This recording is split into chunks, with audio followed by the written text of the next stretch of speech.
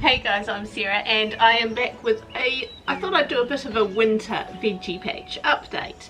I actually just had to relocate the camera because it started raining on me. I don't want the camera to get rained on. I digress. So I've got one of my baggies here that I've been growing yams in. As you can see, these have well and truly died off. Apparently anytime after the first frost is a good time to be digging these up. But the later you leave them, the better and the bigger they will be. So I've actually got 3 of these bags. I'm just going to crack one of them open, see what they're like. I'm going to see if I can actually save the bag to use another time. So I'm going to try tipping the dirt into here. From memory, I planted about 6 yams. I planted about 3 of them a bit further down and another 3 a bit further up. Completely covered them up. So, see how we go.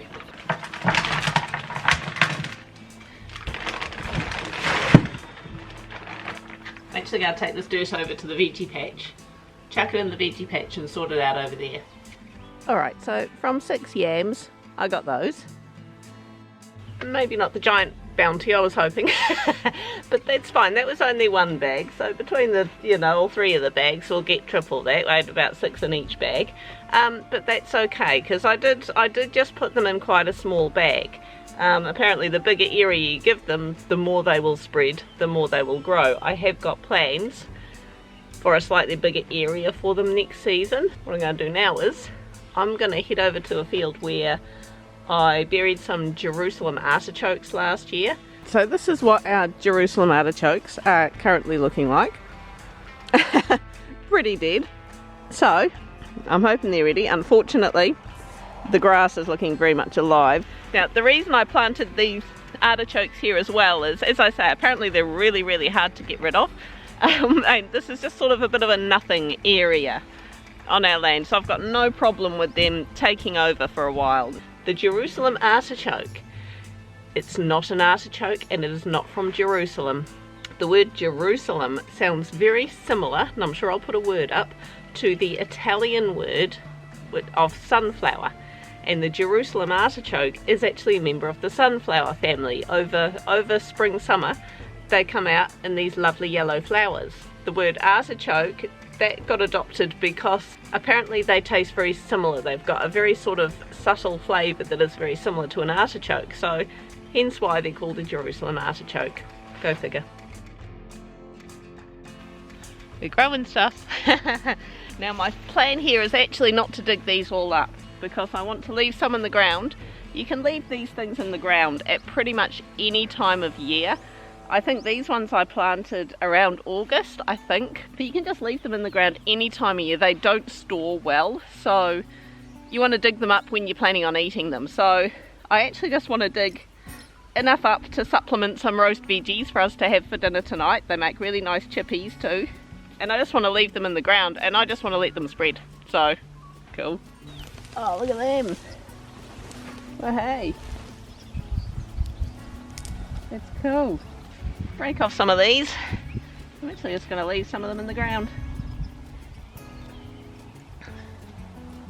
Multiply for next season.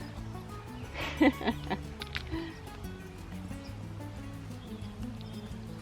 yeah, the smaller ones, I'm just chucking back in there.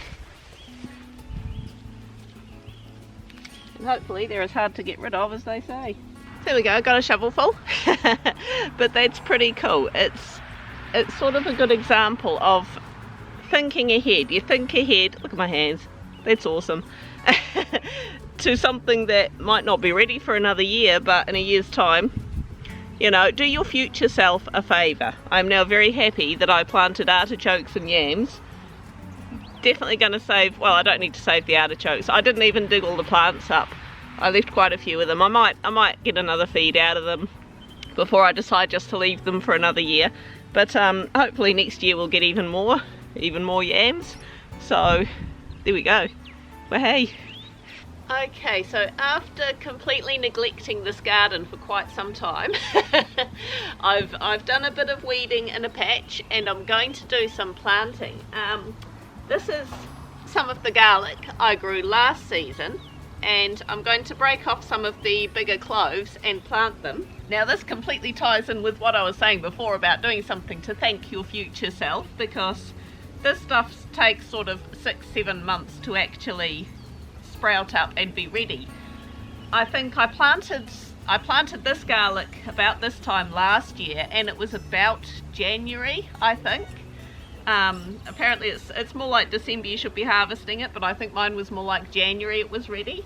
So this is a future proofing type thing. I won't plant quite as much garlic as I did last year because I've got tons of it, but I just want to make sure we keep going. With a lot of other things, it doesn't matter what size of the item you're planting. With garlic it does. You want the big juicy cloves from the outside. The little tiny ones that you get in the middle, just eat them. Just use them in your cooking.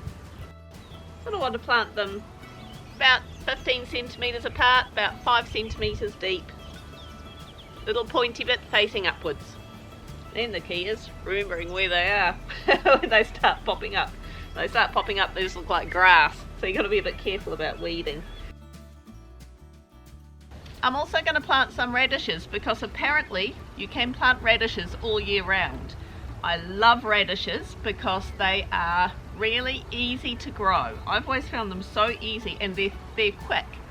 So you kind of get that immediate satisfaction. Unlike garlic, you got to wait forever. These are really, really quick. And of course the radishes, they only need to be shallow. I'm just going to slot them in next to my leeks here. They're versatile. You can cook them. You can grate them into salads and sandwiches. They add a nice sort of peppery zing. Even the leaves, you can use the leaves instead of lettuces. So they're versatile and they're quick and they're easy, and I don't kill them. So that's a bonus. Oh, I just found a potato. You get that. So just to give you an update on what else is going on, spoiler alert, lots of weeds. Amidst all the weeds, there's some of my leeks here. These are the ones that I sort of planted first, and there is also quite a few leeks that I planted a little bit later. I sort of experimented. I planted these ones at the time you're meant to plant them, but because I had good success last season with planting them a bit later, I planted these ones a bit later.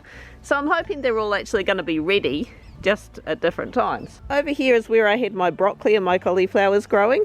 I harvested my broccoli, but I left the plants because I didn't have anything else to plant here.